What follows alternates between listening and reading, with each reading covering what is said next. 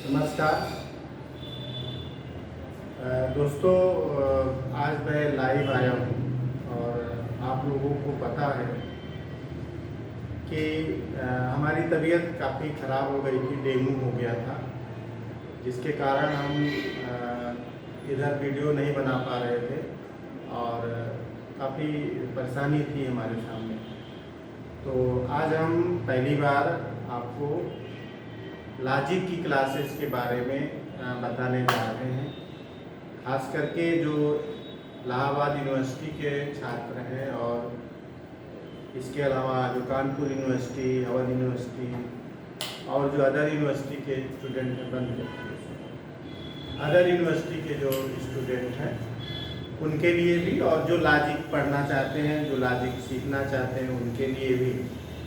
लेकिन इलाहाबाद विश्वविद्यालय का जो लॉजिक का BA पार्ट 2 में सिलेबस है, उस पर मेरा पूरी तरह से फोकस है। सबसे पहले मैं इलाहाबाद विश्वविद्यालय के जो हमारे छात्र हैं उनके लिए मैं ये वीडियो रेफरेंस के रूप में दे रहा हूँ, क्योंकि जो शुरुआती सिलेबस है वो इलाहाबाद विश्वविद्यालय के ही सिलेबस पर हम फोकस कर रहे हैं।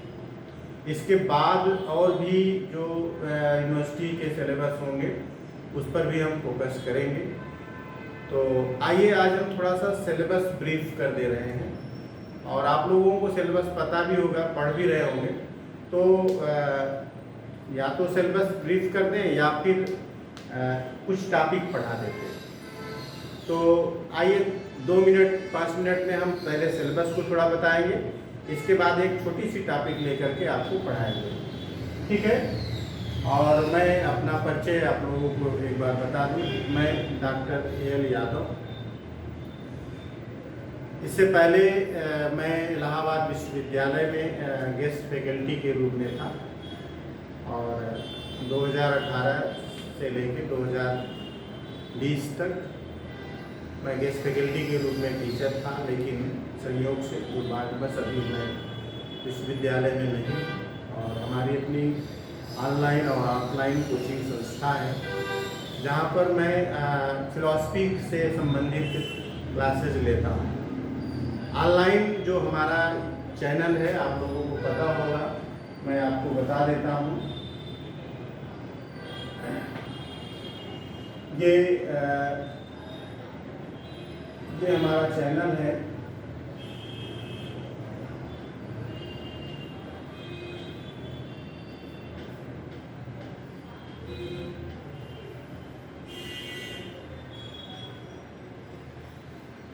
Saurabh academy.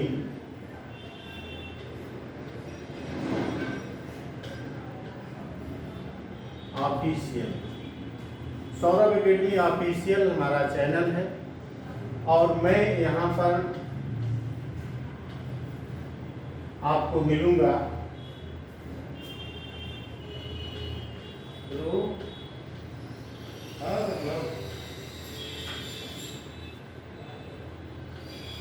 Doctor AL Yadav के नाम से, और यहीं से हमारे ऑनलाइन क्लासेस संचालित होती हैं। ये हमारा ऑनलाइन है, और ये हमारा मोबाइल नंबर है, आप लोगों को पता होगा, 63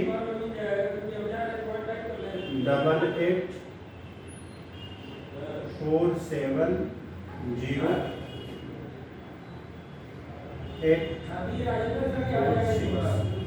ये हमारा जो आपका ये है। अगर कोई स्टूडेंट हमसे ऑफलाइन पढ़ना चाहता है,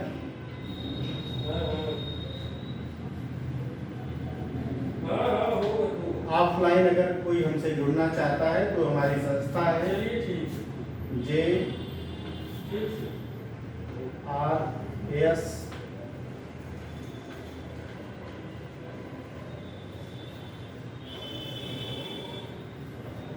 JRS एकेडमी।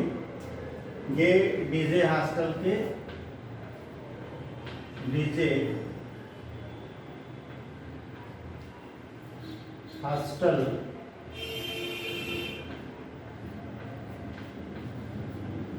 के सामने, ये प्रयागराज, ध्यान दीजिएगा,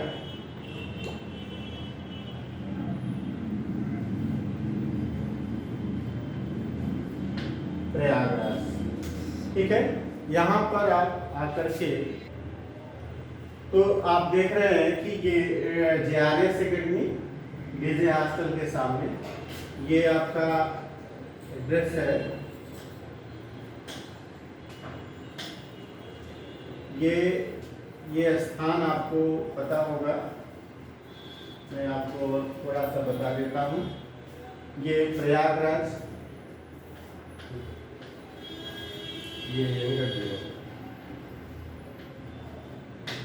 प्रयागराज, ठीक है सर। जी। लाइट और सब आप कर दीजिएगा जाने के लिए। आनंद भवन के बगल में है। इसी वाले में सर लॉक लगाइएगा, वो तो लॉक बंद कर दीजिए। हाँ, इसमें लगाना। ये हमारा अपना एड्रेस है, तो यहाँ आप हमसे ऑफलाइन जुड़ करके चीज़ें समझ सकते हैं। चलिए, ये बातें होते रहेंगी, परिचय होता रहेगा और सब बातें। आज लॉजिक की कुछ बातें हम आपसे करेंगे।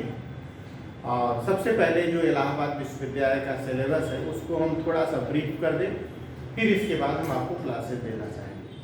ठीक है, आइए देखते हैं।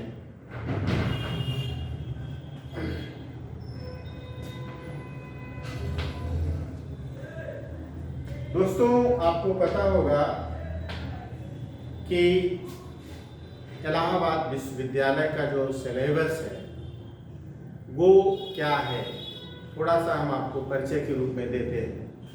ठीक है, आइए देखते हैं। सबसे पहले आपको पता होना चाहिए जिस क्लास की हम बात कर रहे हैं वो है तर्कशास्त्र।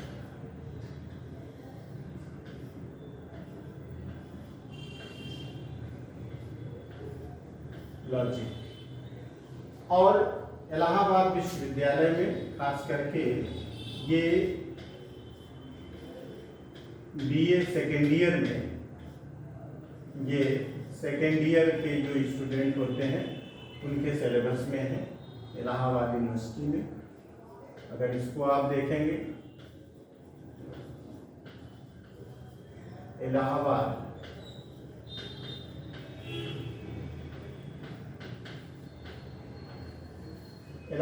यूनिवर्सिटी का BA सेकेंड ईयर का जो सिलेबस है उसके बारे में हम आपसे चर्चा करने जा रहे हैं। ठीक है, तो सबसे पहला जो आप जो पढ़ते हैं वो होता है कि तर्कशास्त्र का परिचय क्या है। सबसे पहला टॉपिक आपसे यही पढ़ा जाता है कि तर्कशास्त्र का परिचय। जब आप परिचय की बात करेंगे तो इसी परिचय में आपको तर्कशास्त्र की परिभाषा की बात आती है कि परिभाषा क्या है, फिर उसका तर्कशास्त्र का स्वरूप क्या है, फिर विषय क्षेत्र की बात आएगी, विषय क्षेत्र की बात आती है। इसी में जब दूसरे बिंदु की बात आप करेंगे तब बात आती है कि युक्ति क्या है। युक्ति का स्वरूप क्या है, युक्ति के स्वरूप पर चर्चा होती है। फिर इसी चैप्टर में आपको जो अगला टॉपिक होता है वो होता है आगमन और निगमन।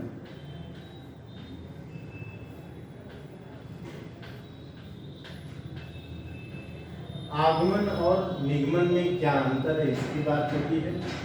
इसी में एक और टॉपिक है जिसको आप ठोस युक्ति कहते हो और इसको अंग्रेजी में साउंड आर्गुमेंट कहते हैं।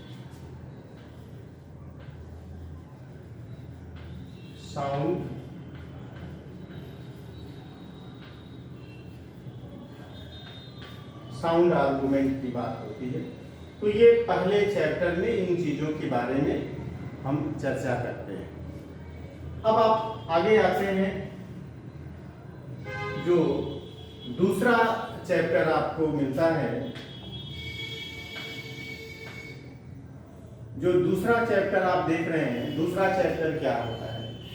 दूसरे चैप्टर में हम भाषा की बात करते हैं। किसकी बात करेंगे? भाषा।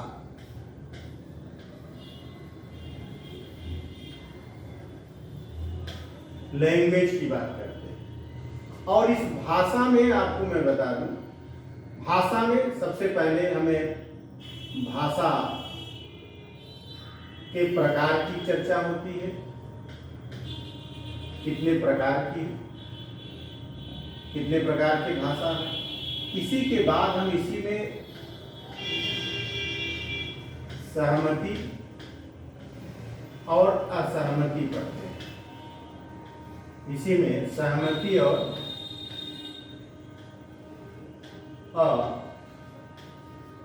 असहमति पढ़ेंगे।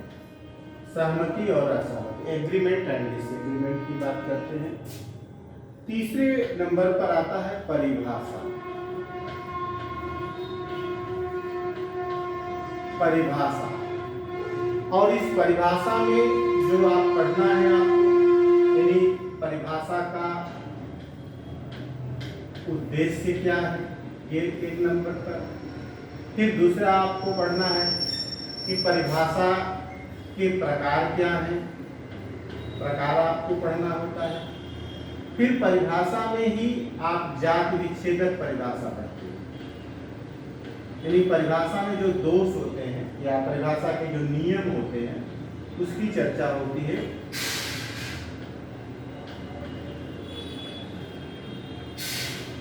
जाति विच्छेदक परिभाषा,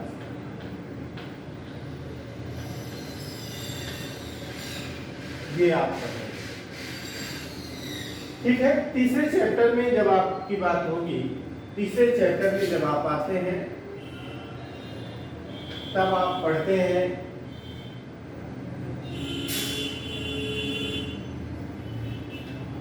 या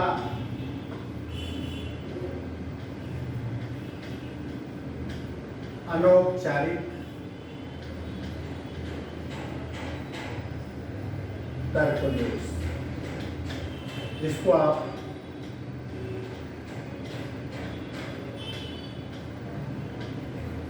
इनफॉर्मल फैलेसीज कहते हैं, इसकी चर्चा होती है। इनफॉर्मल फैलेसीज के बाद चौथे नंबर पर मिल की कारणात्मक विधियों की बात आती है। मिल की कारणात्मक विधियां, इसमें 5 विधियां हैं, आपको पता होगा। अन्वय विधि, अन्वय दूसरी विधि का नाम है।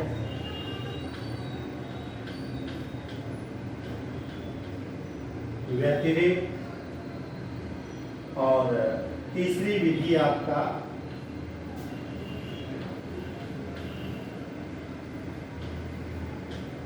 साहचर्य विधि है। चौथी विधि आपका अवशेष है। और अगर 5वीं विधि की बात करें तो आप कह सकते हैं संयुक्त विधि, या संयुक्त विधि को सहपरिवर्तन विधि भी कहा जाता है। इस तरह से हम अनौपचारिक तर्कदोष, मिल की कारणात्मक विधियों में 5 विधियों की चर्चा करते हैं। आगे अब देखिएगा, आगे हम आपको बता रहे हैं कि अगला जो टॉपिक होता है वो है प्राकल्पना के मापदंड। प्राकल्पना के मापदंड,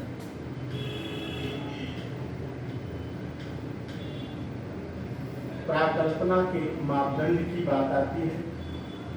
और इसी में आपको वैज्ञानिक और अवैज्ञानिक, इसी चैप्टर में इसको भी हम पढ़ लेते हैं। वैज्ञानिक और अवैज्ञानिक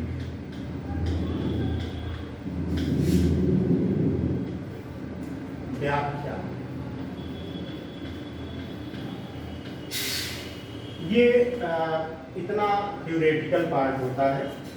इसके बाद जो अब आप पढ़ते हैं वहां से निगमन शुरू हो जाता है। निगमन में अगर आप बात करेंगे तो जो चैप्टर का नाम आता है वो है निरूपाधिक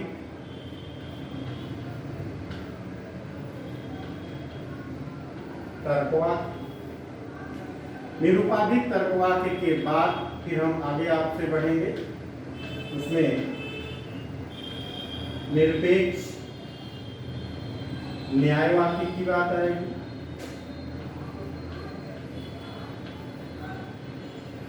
इसकी चर्चा होगी और इसी में आगे चल करके सामान्य भाषा, सामान्य भाषा की युक्तियों की बात आती है। सामान्य भाषा की युक्तियों की चर्चा होगी और जो इसके बाद अगर आप देखेंगे तब यहाँ से शुरू हो जाता है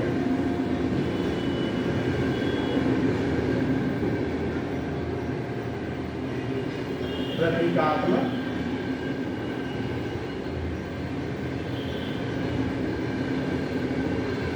तर्कशास्त्र। आगे आपको देखेंगे प्रतीकात्मक तर्कशास्त्र के बाद जो अगला टॉपिक आपका होता है वो है निगमन। एक्चुअली निगमन देखा जाए तो पहले वो सब भी निगमन ही था, डिडक्टिव, लेकिन इसी को दूसरे शब्दों में हम आकारिक प्रमाण कहते हैं। आकारिक प्रमाण जो युक्ति होती है उसका फॉर्मल प्रूफ, ठीक है। तो युक्ति का आकारिक प्रमाण यहाँ पर आप कह सकते हैं युक्ति, युक्ति का आकारिक प्रमाण अगर हम कहें तो लिख सकते हैं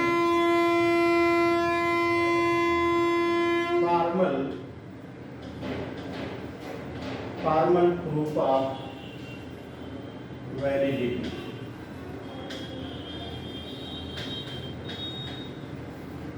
फॉर्मल प्रूफ ऑफ वैलिडिटी की बात होती है। और आगे जब आप पाएंगे एक चैप्टर और भी है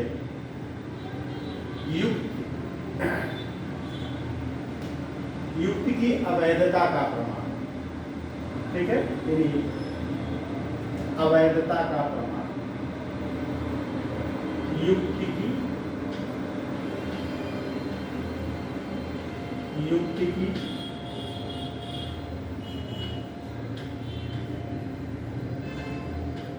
अवैधता का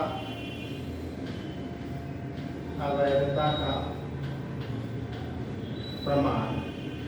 ये आपका इतना सिलेबस में आपको पढ़ना है और इसी की चर्चा होगी। तो आपको सिलेबस तो पता ही है। आगे आप देखिएगा, आज हम एक छोटा सा टॉपिक लेकर के चर्चा